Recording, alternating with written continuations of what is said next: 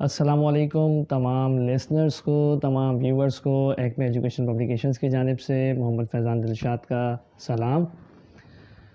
आज हम एक ऐसा प्रोग्राम आप दोस्तों के लिए लेकर आए हैं जो कि एजुकेशन से रिलेटेड तमाम ही लोगों, टीचर्स हों, चाहे वो स्टूडेंट्स हों, चाहे वो स्कूल के प्रिंसिपल्स हों, चाहे वो मैनेजमेंट हो, चाहे स्कूल्स के ओनर्स हों, उन सब के लिए काफ़ी फ्रूटफुल है। तो शुरू से लेके आखिर तक इस वीडियो को ज़रूर देखिएगा और अपने कमेंट्स करके हमें ज़रूर बताइएगा कि आपको ये प्रोग्राम हमारा कैसा लगा। और मज़ीद अगर आपको डिटेल्स चाहिए होंगी तो स्क्रीन पे आपको हमारे नंबर्स शो हो रहे हैं, इस प्रोग्राम से रिलेटेड आपको डिटेल्स मज़ीद मिल जाएंगी। आइए तो चलते हैं हम अपनी वीडियो की तरफ।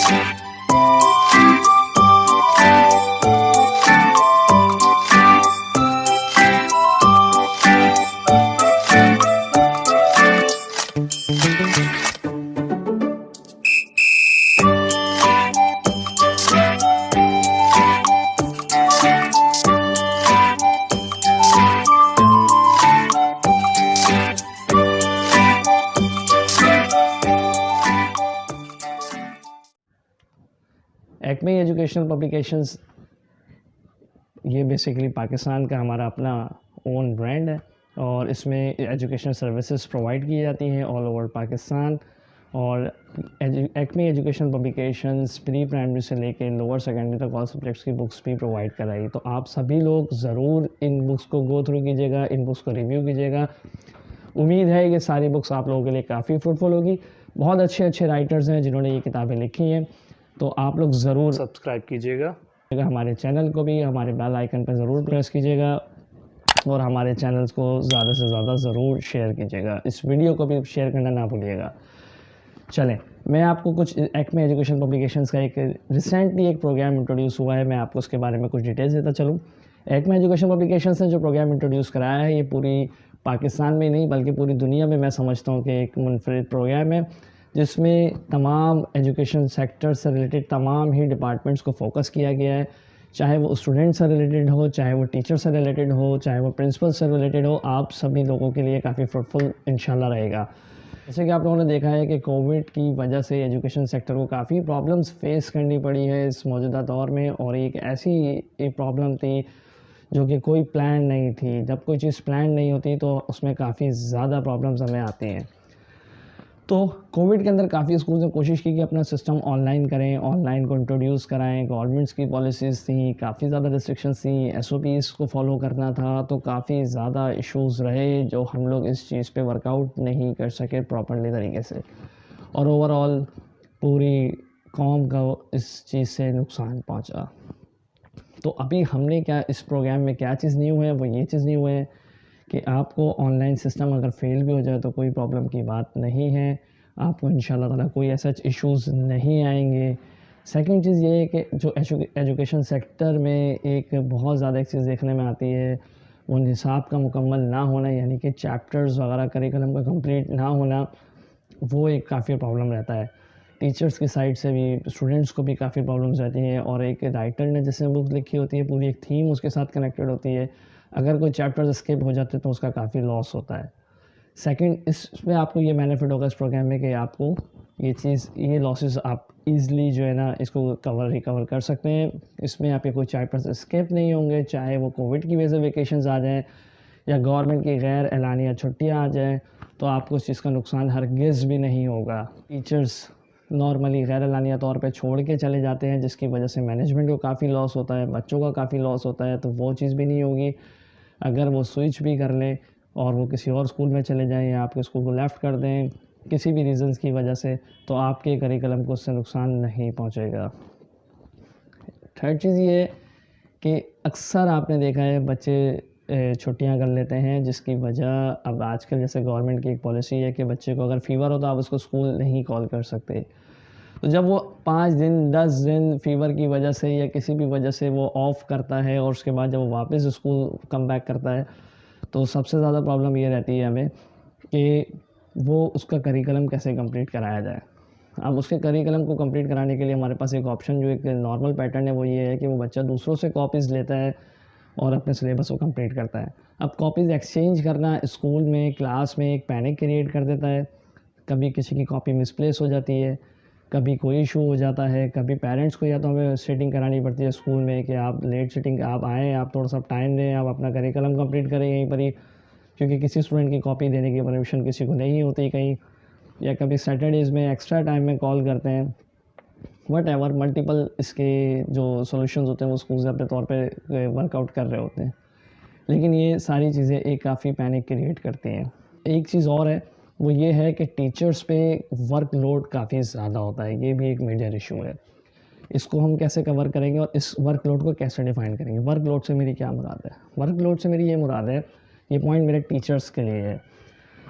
अक्सर टीचर से की एक शिकायत रहती है स्कूल से कि हमारे ऊपर काम का लोड बहुत ज़्यादा है, और जब उन टीचर से डिस्कस किया जाता है कि लोड क्यों ज़्यादा है, तो टीचर्स के फीडबैक्स ये होते हैं कि देखिए, नॉर्मली स्कूल्स में 6 to 7 पीरियड्स होते हैं, और 7 यूनिट्स के अंदर उनको नॉर्मली 1 यूनिट फ्री मिलता है, जिसमें वो अपने स्टूडेंट्स की कॉपीज़ वगैरह चेक करते हैं, या फिर वो कॉपीज़ को घर लेके जाते हैं। हर तरह का एक पैटर्न होता है, हर किसी का एक अपना सिस्टम होता है।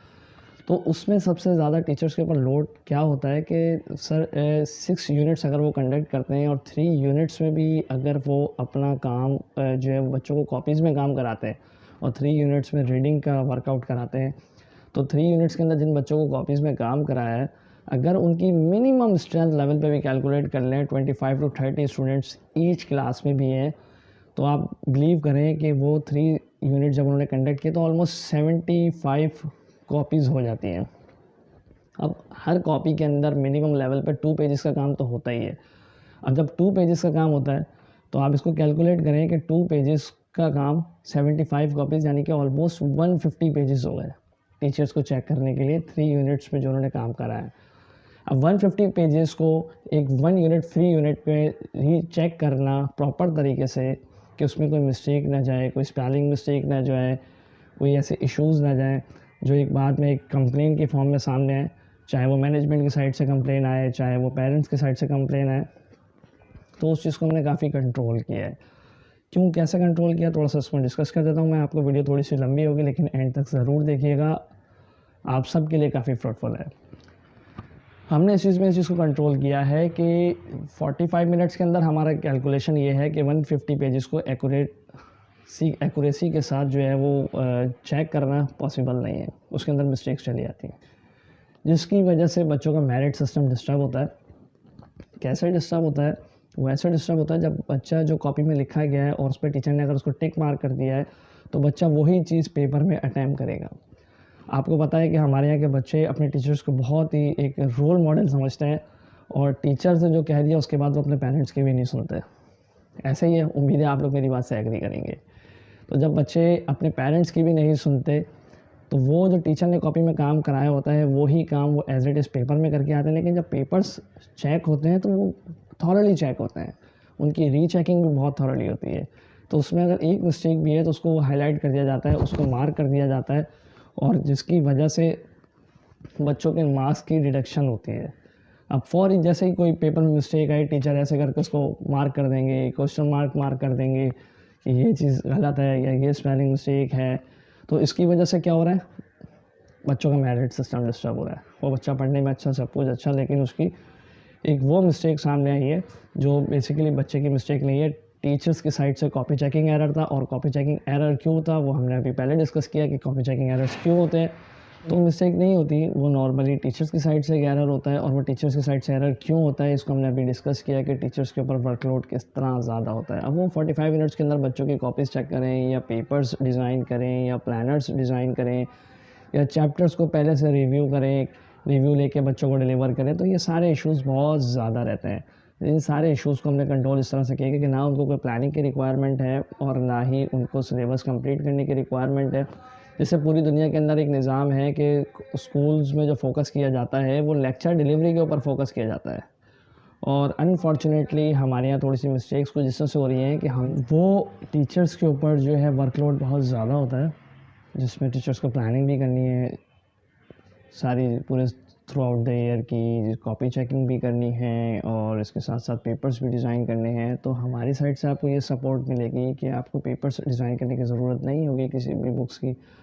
इसके अलावा आपको प्लानर्स डिज़ाइन करने की ज़रूरत नहीं होगी और ये सारी चीज़ें आपको हमारी तरफ से बिल्कुल फ्री ऑफ कॉस्ट आपको प्रोवाइड कर दी जाएंगी।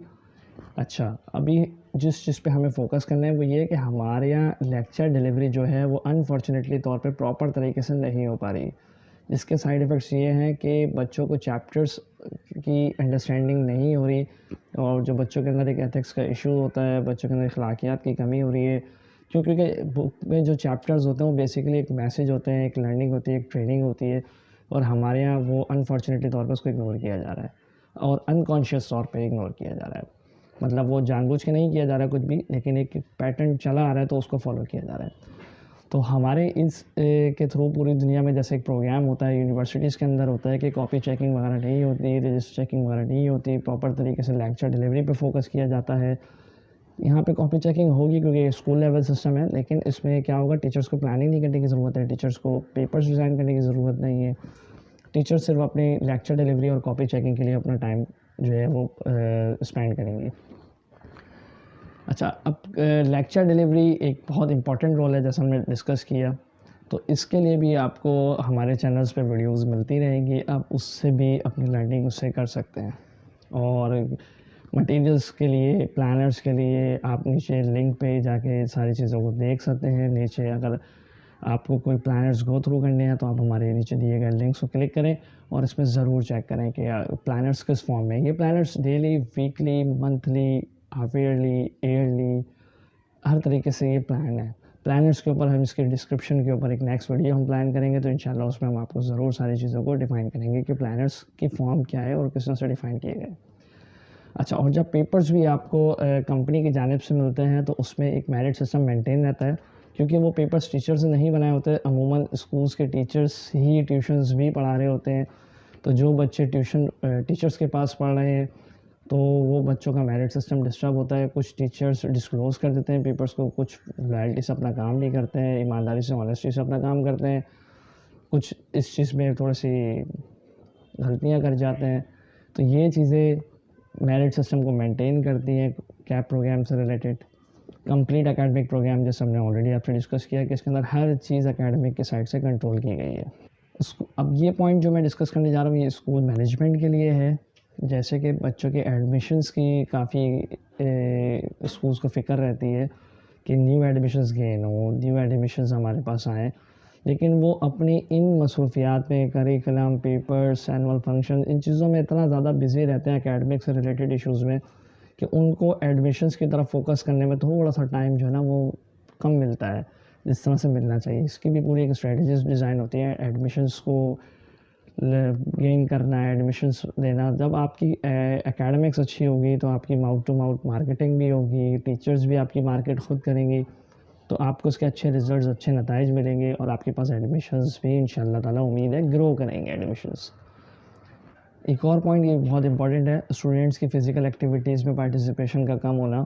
अब स्टूडेंट्स फ़िज़िकल एक्टिविटीज़ में इन्वॉल्व बहुत कम हो रहे हैं, वो अपने सेलुलर फ़ोन पे ज़्यादा एक्टिविटीज़ कर रहे हैं और या तो फिर उनको टाइम नहीं मिल रहा एक्टिविटीज़ करने का। टाइम ना मिलने की दो ही वजूहत हैं, या तो बच्चे के पास काम की वजह से पेरेंट्स, आपने देखा है स्कूल के वर्कआउट की वजह से पेरेंट्स भी काफ़ी डिस्टर्ब रहते हैं और पेरेंट्स को ये टेंशन रहती है कि स्टूडेंट्स का काम जो है, मेरे बच्चों का काम कैसे कंप्लीट होगा। इसके लिए वो स्कूल ट्यूशन से भी कंसर्न करते हैं, स्कूल की एकेडमिक कोचिंग सेंटर से भी कांटेक्ट करते हैं। अब इसके साइड इफ़ेक्ट्स क्या हैं कि देखें, हमने जो बेसिकली अपनी लाइफ में स्टडी की वो मैट्रिक तक एटलीस्ट हमें किसी ट्यूशन की, किसी कोचिंग की ऐसा रिक्वायरमेंट नहीं आई, क्योंकि स्कूल के टीचर्स, मैनेजमेंट इतना स्ट्रॉन्ग वर्कआउट करते थे कि हमें उस चीज़ में प्रॉब्लम्स नहीं आती थी। अब यहाँ पे अब क्या हो रहा है, एक छोटा सा बच्चा क्लास KG 2 में भी है तो ये ट्यूशन्स की तरफ वो राग़िब हो रहा है, और जो कि काफ़ी नुकसान है, चाहे वो नुकसान बच्चे के वक्त से रिलेटेड हो, चाहे वो नुकसान पेरेंट्स की पॉकेट से रिलेटेड हो, चाहे वो नुकसान स्कूल्स की साइड से हो। जब वो ट्यूशन बच्चा जाएगा तो यकीनन ट्यूशन के साइड से कुछ उसको फ़ीड किया जा रहा होगा, स्कूल्स की साइड से कुछ फ़ीड किया जा रहा होता है, तो बच्चा एक कॉम्प्लिकेशन का शिकार हो जाता है कि एक्चुअल में चीज़ें हैं क्या। या तो ट्यूशन सेंटर्स फोकस करते हैं कि जो स्कूल्स के टीचर्स ने काम कराया है कि वो उसी को जो है वो मुकम्मल करवा दें, होमवर्क मिला है तो वो उसको कंप्लीट करा दें। तो अब होमवर्क मिलने की परेशानी और होमवर्क कंप्लीट कराने की परेशानी कोई ऐसा नहीं होगी, आपको सारी चीज़ें ऑनलाइन हमारी तरफ से मिल जाएंगी। हमारी तमाम चीज़ें ऑनलाइन भी आपको मिलेंगी। स्टूडेंट्स भी अवेल कर सकते हैं उस ऑनलाइन फैसिलिटीज़ को, टीचर्स भी अवेल कर सकते हैं, पेरेंट्स भी अवेल कर सकते हैं, और पूरा स्कूल जो है वो एक सेल फ़ोन पे आपका रन कर सकता है। ये हमारी सर्विसेज है। In a single cell phone you can run your whole academics from the start of the year till end of the year. Schools को काफ़ी ज़्यादा फाइनेंशियल इश्यूज़ भी फेस करने पड़ते हैं, जैसे कि स्कूल्स में बेसिकली अखराजात की ज़्यादती हो जाती है कभी कभी, और वसाइल बहुत महदूद होते हैं। तो अखराजात की ज़्यादती इस बिना पे हो जाती है कि उनको पेपर्स डिज़ाइन करने के लिए, प्लानर्स कंपोज करने के लिए, पेपर्स कंपोज करने के लिए, ये सारी एक्टिविटीज़ करने के लिए एक एक्स्ट्रा डिपार्टमेंट क्रिएट करना पड़ता है, और उस डिपार्टमेंट को कुछ ना कुछ पे करना पड़ता है। तो वो आपकी जो पे है वो एटलीस्ट मंथली लेवल पे, अगर उसको मिनिमम लेवल पे भी कैलकुलेट करेंगे तो वो आप देखेंगे जब at the end of the year आप उसको कैलकुलेट करेंगे तो वो आपके लिए एक ह्यूज अमाउंट होगी। अगर आप उसको सेव करके स्टूडेंट के ऊपर, उनके प्रैक्टिकल लैब्स पे, उनकी एक्टिविटीज़ पे स्पेंड करेंगे तो वो ज़्यादा फ्रूटफुल होगा as compare to this department. तो आपको एक्मे एजुकेशनल पब्लिकेशंस की जानिब से ये तमाम चीज़ें एब्सोल्युटली फ्री ऑफ कॉस्ट में आपको मिल जाएंगी। नीचे दिए गए लिंक के ऊपर क्लिक करें अगर आप ये सारे फीचर्स अवेल करना चाहते हैं कि अपना पूरा school system on a single cell phone, पूरे planning from the beginning till the end, schools में पेरेंट्स की कंप्लेन का कम इससे अगर आप करना चाहते हैं तो बिल्कुल आप कर सकते हैं। पेरेंट्स की कोई शिकायत नहीं आएगी कि टीचर्स ने कोई काम गलत करवा दिया।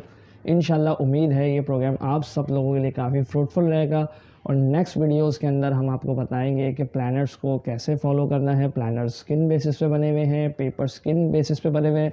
अगर आप देखना चाहते हैं तो हमारी नेक्स्ट वीडियो को ज़रूर देखें, प्लानर से रिलेटेड भी और पेपर्स से रिलेटेड भी। थैंक यू सो मच, आप लोगों के वक्त का बहुत बहुत शुक्रिया। जज़ाकल्लाह।